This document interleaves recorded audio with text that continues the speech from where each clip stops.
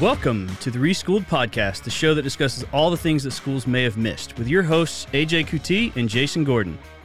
Hey everybody, welcome back to the show. We are the Reschool'd podcast, the show that discusses all the things schools may not have prepared you for. As always, I'm AJ, sitting across from me. Jason, how you doing today? Doing great, AJ. It's a little rainy outside, but I'm looking forward to getting some stuff done today inside. You saying it's rainy outside, it was rainy, and last week there was a day that we're supposed to have like the worst thunderstorms come up, like a 90% to 100% chance of rain, thunderstorms, and that day came and no rain, partly cloudy. I should have been a weatherman. Well, it's just like being in the Major League Baseball, right? You bat 40, you get in the Hall of Fame. You bat 400 or 40%, and they'll put you in the Hall of Fame, right? That's true. That is very, very true. All I can think of is, do I have that batting average in class? Like, are all the topics that I talk about, do I hit them 100%? Probably not. No, not even close. No, not even close, yeah.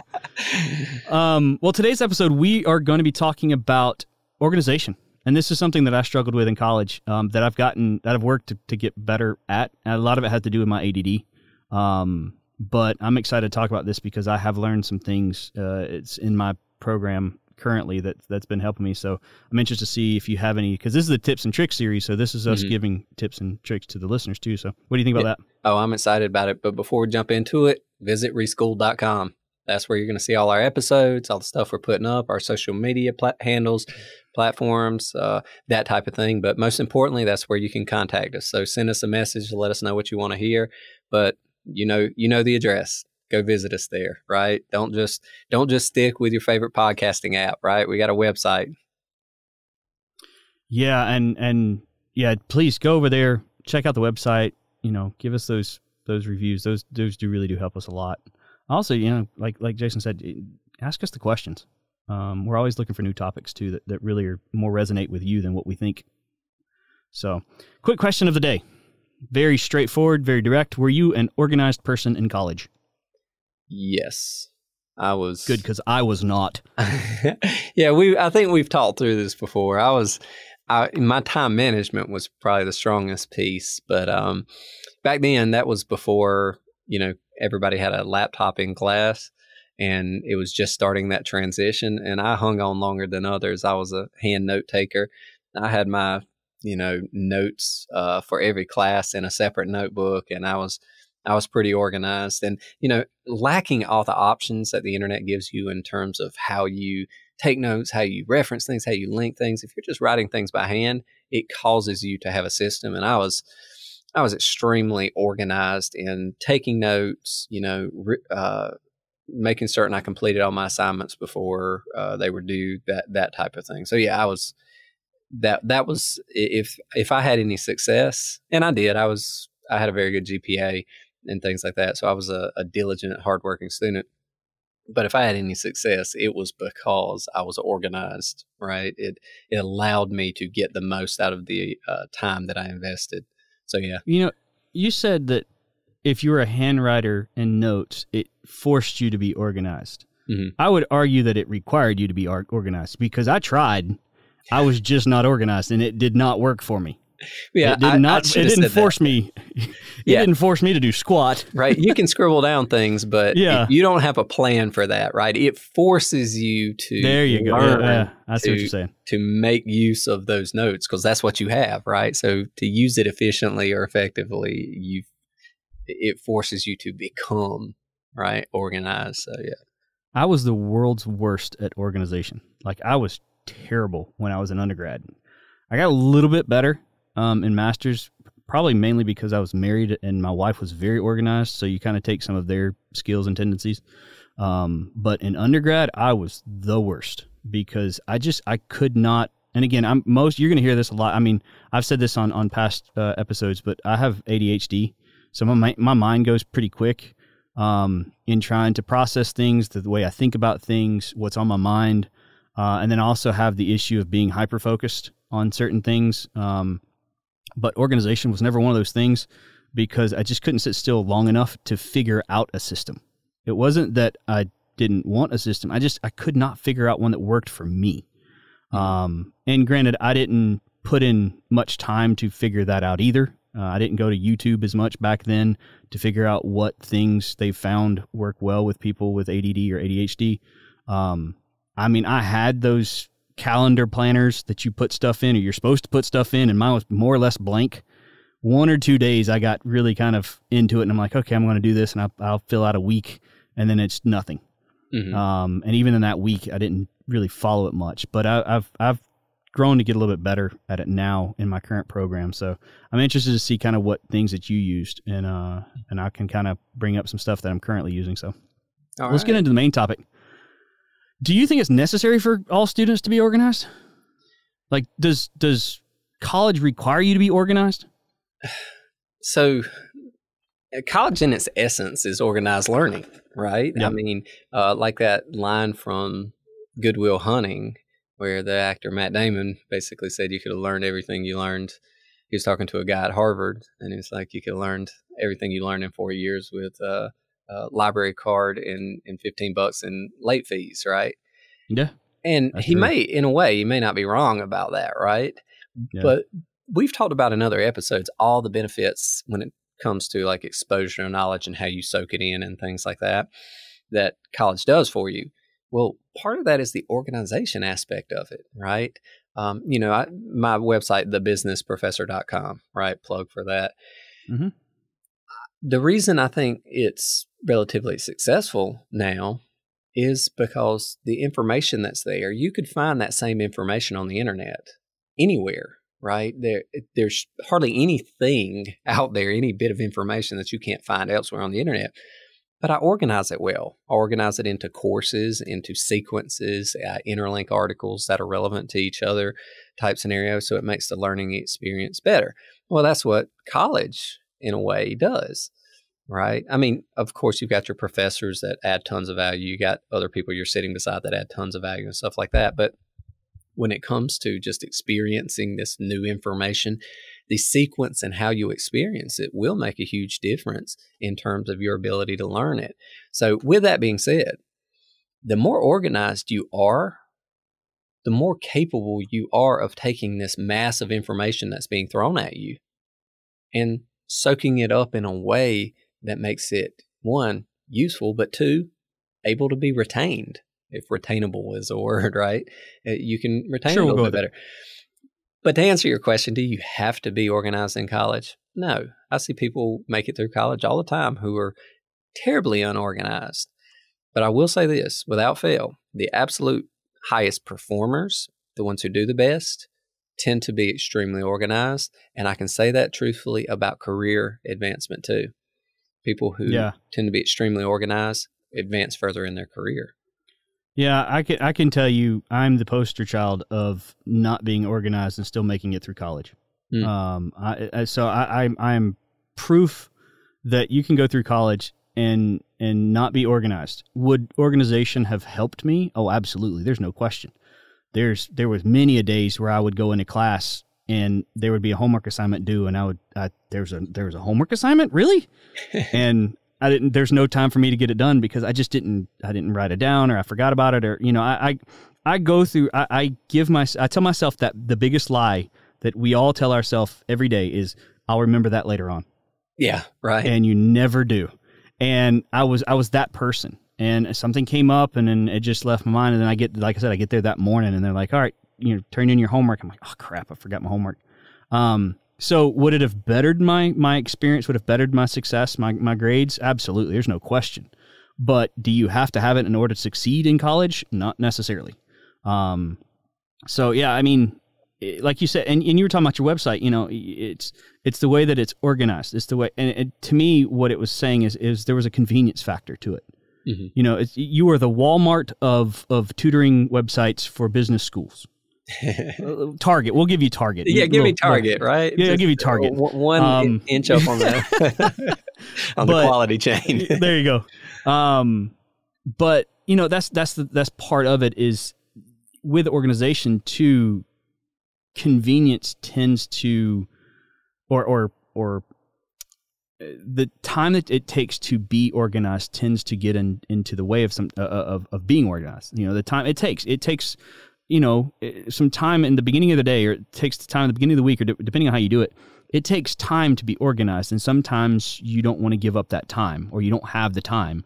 And that's the hard part. I think it was what was for me, because my mind was everywhere else. I didn't want to give up that time to actually be organized. Do you see certain majors or courses of study require greater organizations than others? Definitely. So you take a mathematics major, right? There's less definitions to memorize. There's less things like that. It's more process, right? And you have to practice a lot because, even an idiot savant still has to be exposed to it. And the reason they get so good at it is because their mind can't leave it, right? They stay with it and they become extraordinarily proficient at it in that way. But something like that, you have to practice. I would say there's less information and things like that to be organized with, less things coming at you. But if you're a history major, for example, usually that entails research elements about parts of history, right? It requires, reflection on what's happening in different cultures and different areas, different things like that. So it's so comparative and there's so much information coming at you, right? And you have to digest volumes. So you have to whittle it down. So if it's you're inherently organized, chronological. It's inherently chronological too. Right. I mean, it's already organized. Yeah. To a certain way. And I've always wanted a website, and I'm going to throw this out there so somebody will build it. I wanted a website that would give me multiple screens, like panels going down, that you could slide along the timeline continuum, and you could see, right, or get reference to what was happening in different parts of the world at the same time, right, type thing. Because That'd be cool. I've always had such a hard time relating what was going on in Far East Asian culture and society at this point in time versus, Scandinavian, European culture versus African culture and history versus New World, Middle American, South American culture and history during that same time. So to see, that these things were happening at the same time, and nothing to my knowledge still exists like that. You can see timelines and you can get to see different things, but no good visual continuum. And I wanted them to cross-reference it with films, right? Like, mainstream movies, television shows, things like that, that would help you understand, like, because I love the show, that movie, Gangs of New York, right? I thought it was amazing. I know what you're talking about, It taught me so much about what the culture and everything was like during that mass exodus from Europe, and they were all arriving, all the immigrants were arriving to Ellis Island and coming in and things like that. It showed me what New York was like with those culture clashes, right? And, how religion for one group played in versus your ethnicity and things like that, and how people lived and made it during that time versus other shows you compared at the same time with, like, Gilded Age, which is an awesome show if you haven't watched that. Right? I haven't seen that one. But anyway, point being is that in my mind is helping me organize kind of what's going on. So in a major like that, you're going to need that ability to some extent. The extent to which you can do that better is gonna help you in that major. That website you're talking about was really interesting because I have a really big problem of processing things to the same time periods and stuff. And I heard something yesterday actually that was fascinating to me because I guess again it's the time period. I have a trouble estimating time periods and whatever. But did you know Abraham Lincoln and Charles Darwin have the exact same birthday?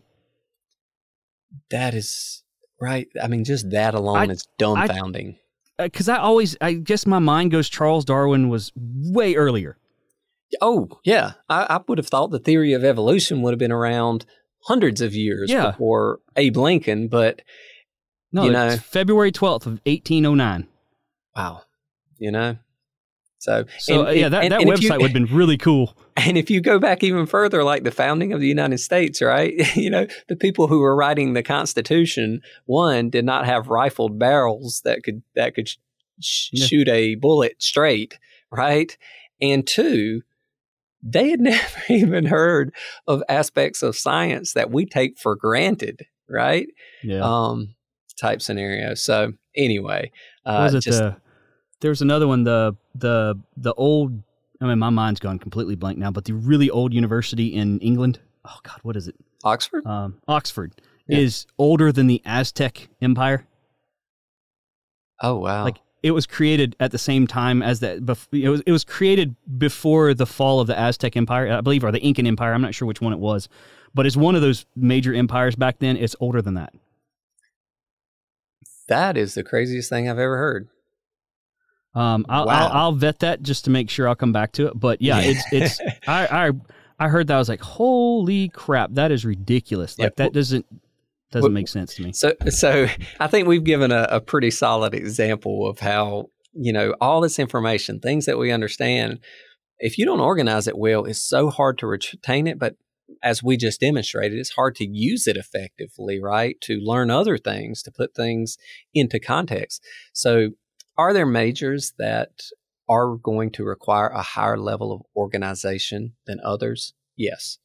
On the least organized spectrum, where I think you can get through, would probably be something in the nature of mathematics, right? And the highest organization level would be something that is information, fact-driven, that type of thing. And you have such a diversity, maybe like history. Somewhere in the middle would be your sciences, and literature and culture, stuff like that might be further down the other end, because it's more understanding of it than just processing massive amounts of information. So, well, fun fact: Aztec civilization was marked by the foundation, or the founding of its city, Tenochtitlan, in 1325. Mm-hmm. The University of Oxford was founded in 1249. So it is older than the actual founding of the Aztec Empire. Isn't that crazy? Or civilization. And because, anybody who learns about Middle American history starts to blend the Mayans in with the Aztecs, But no, those were two completely different times in history, right? So I'm the world's worst at the timing, like putting two things together. So yeah, that website would have been awesome. Yeah. Well, maybe somebody will listen to our podcast out there and build that website, and it'll be a big hit. Probably become the next Elon Musk. There you go. Next question. Should you allow your tendencies towards organization affect your major or other activities in college? Well, I will say this. If you have a disposition towards organization, right? If you've ever tried it, if you've ever worked towards it and have some aversion to it or some inclination towards it, that does tell you something about yourself, right? Type scenario. Now, does a college major relate to what you will ultimately do, right? Does what you do in college, studying something, relate to what you do in a job, or how that would meet your internal needs later on? No. So in my mind, the answer is no. Okay. You're going to take tests and things like that to say, oh, you're this type of person, you're inclined towards this career field, so you should study this and blah, blah, blah. I don't believe any of that, quite frankly.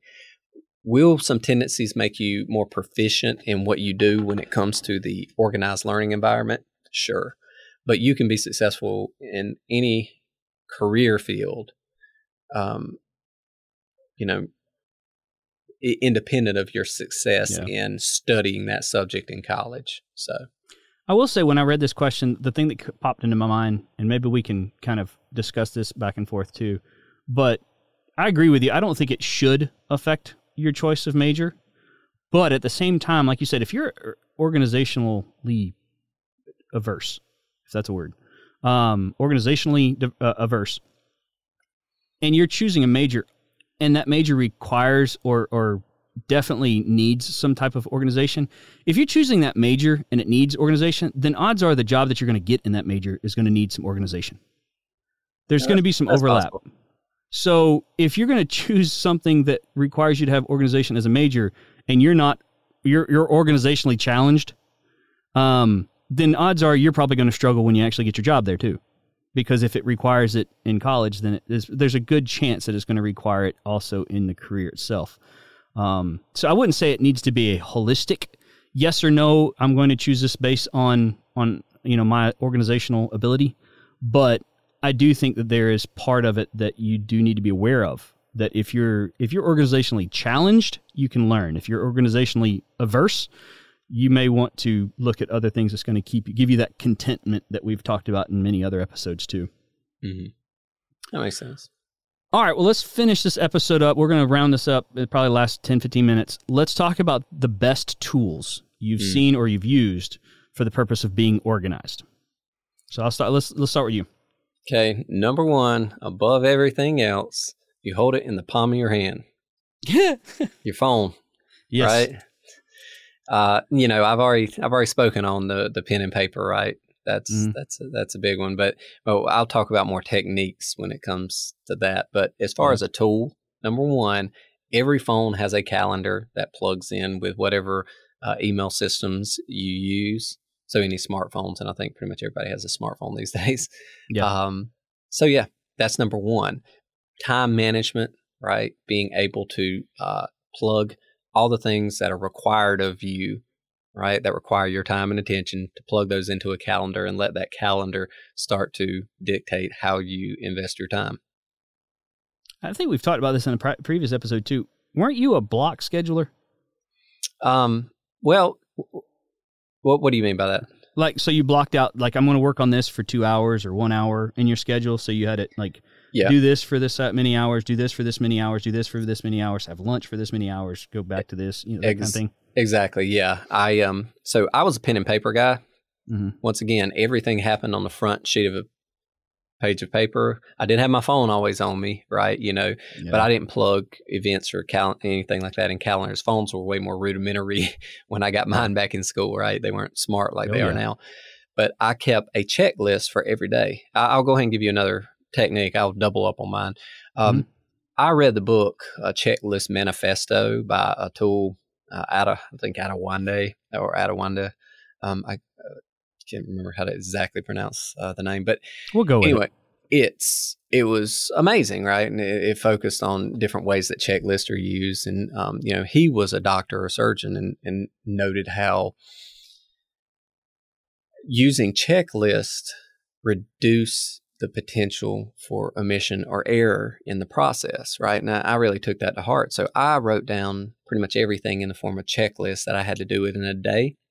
And I would rewrite the checklist over and over to make sure it was in order. And then I would start to put the amount of time I had. So I'd say at 11:30 I had to do this, 2:30 I had to do this. And I would assess what I had to do against that checklist.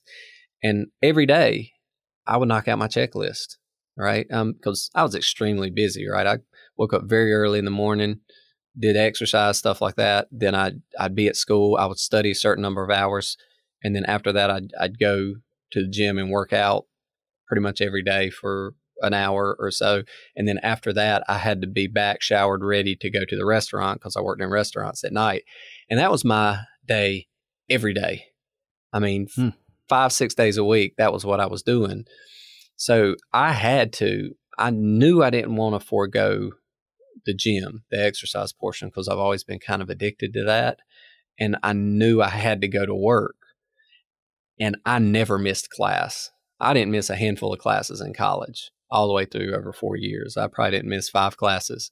I did that in a semester. Right. And a lot of people do, right? They approach that differently. Yeah. But I felt like I had to be in class to figure out. I had food poisoning, right? And would show up to class type I had scenario. a hangover and wouldn't even go to class. Oh, no. I went to class I went to class many a time without ever having gone to sleep. Right. I've done that before too. I actually did that quite frequently in law school. That was very often, but I have done difficult, that. Right. But that being said, right. So I had to measure my time and what I was going to accomplish very closely. So yes, that was my number one tool: pen and paper, block schedule, hour by hour, what was going to get done. And that was how I got through my days.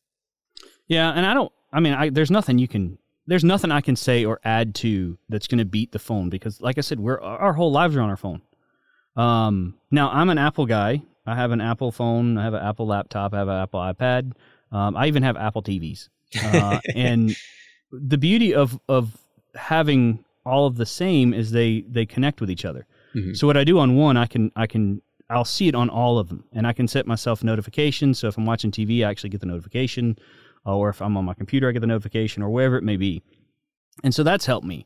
But there's no single tool that is better than the phone because we all have our phone at more or less all points of time. And there's nothing I could add. Now, Are there certain things on the phone or certain, like you said, processes that you can go through? Absolutely. And I'm going to speak on this on behalf of other people who have ADD or ADHD. You actually brought it up, which is, I think is a common thing. But for those of us who have ADD and ADHD, one of the things that really helps us be productive, stay organized, and maintain efficiency and effectiveness in some capacity of what we're doing is checklists. Checklists are one of those things that, and when I say checklist, I'm not saying bullet points. I'm physically saying I have to check it off. There's the physicality of hitting a checkbox or using a pen to check off something that we visually see, and it makes us want to go on to the next one because we see success. So it's not like I'm just, here are my 5 tasks that I have to do, and I leave it at that. It's literally, I'm going to find either a pen, or if I'm on my iPad, I have my Apple Pencil, whatever, I can literally check it off. And it helps me stay focused, and it gives me the motivation to go on to the next one. So if you're somebody that struggles with the motivation or whatnot when it comes to organization and doing tasks and stuff like that, try checklists. Checklists are beautiful, beautiful things. And depending on I don't know how you were, I know for me, if I were to put, and I actually have this on mine right now from last semester, my checklist that I use on one of the programs I use on my computer is, if I had to write a research paper, some people would write a research paper, and that would be their checklist. That would be one of the elements on their checklist. I can't do that because there's so many elements within that task that I need to identify. So I have mine, write introduction, write lit review, write methodology, right? And I'm going through every one of these pieces, read this article, read that article, read this, so I can find my lit review.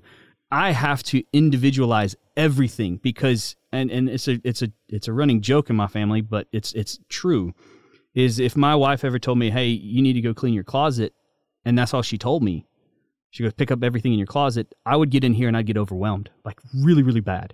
I just don't even know where to begin.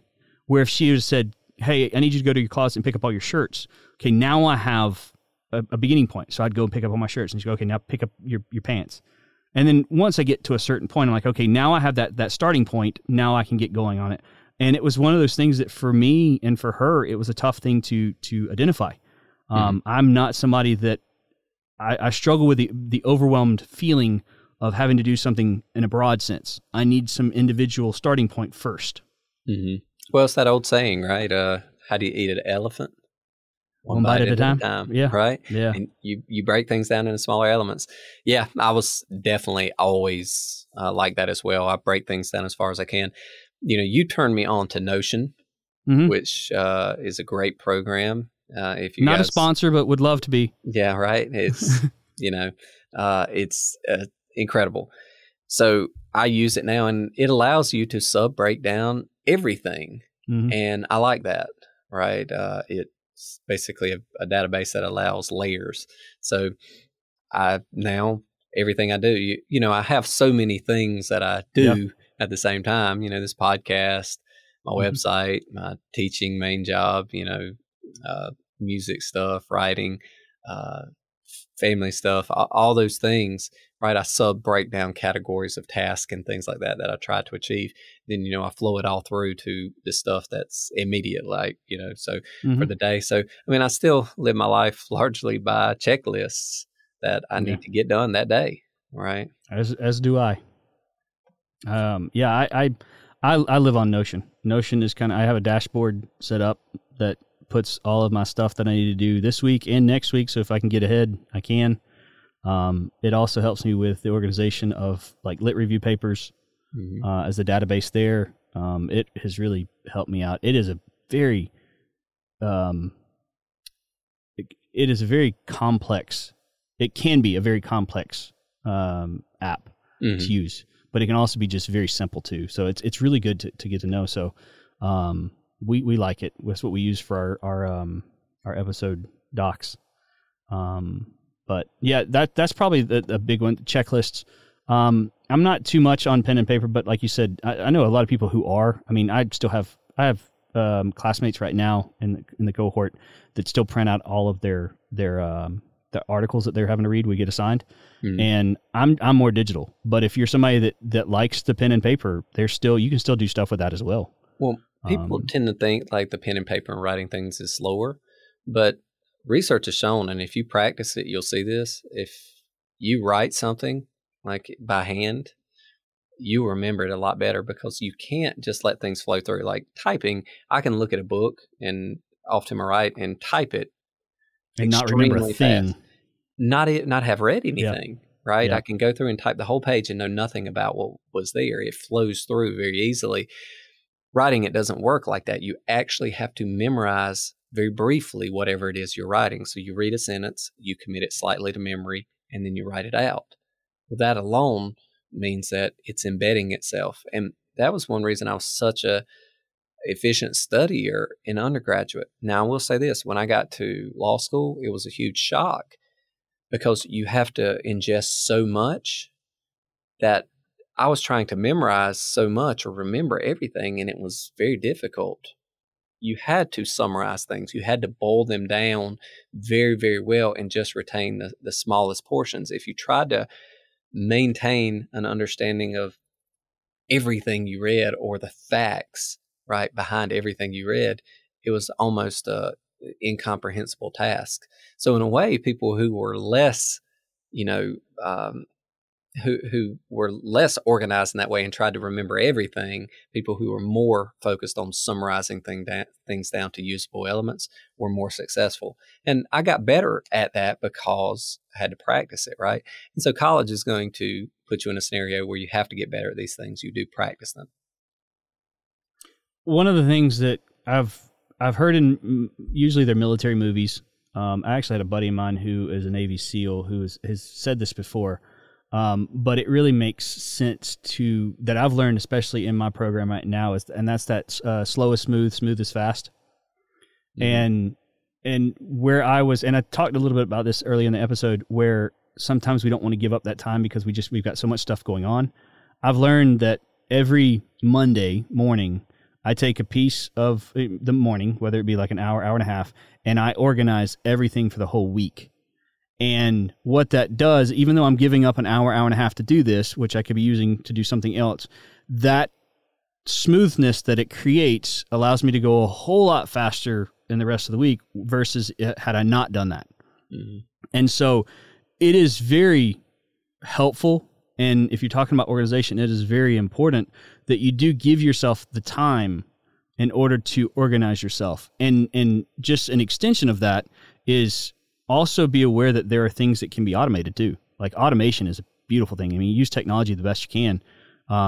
Use it for what it's worth. There's a lot of things that you can do to automate. Whether it be, when you doing, if you're getting an email, you can automate it to go to a specific folder versus you having to keep up with, the organization of your folder. If it's automatic reminders on your phone, that's just something that's very easy to do. That the technology prompts you to do it versus you having to remember it or you having to remember to go look at it. Mm-hmm. Those have helped me quite a bit too. Yeah. Well, everybody's going to find their tools, as long as you have a method and understand the importance of organizations and things like that, organization and things like that. It's, I think that's the point we're getting at here. So hopefully folks have taken something away from this, that's of value. Well, this has been a great episode. Hopefully it's been organized well enough for you to get something out of it. We try. You got anything to say before we head out? Just remind everybody to hit us up on the website, right? When you find us on those favorite those favorite podcasting apps, give us all the stars. Everyone you can give us. Every one of them. Give them all to us. And like I say, on the website, through the social handles, reach out to us. Let us know what you want to hear about because we're here for you guys. Absolutely. Well, until next time, we hope to see you there. Goodbye. Take care. Thanks for listening to the Reschool'd podcast. Be sure to head over to reschool'd.com for news and other information on things we're getting into.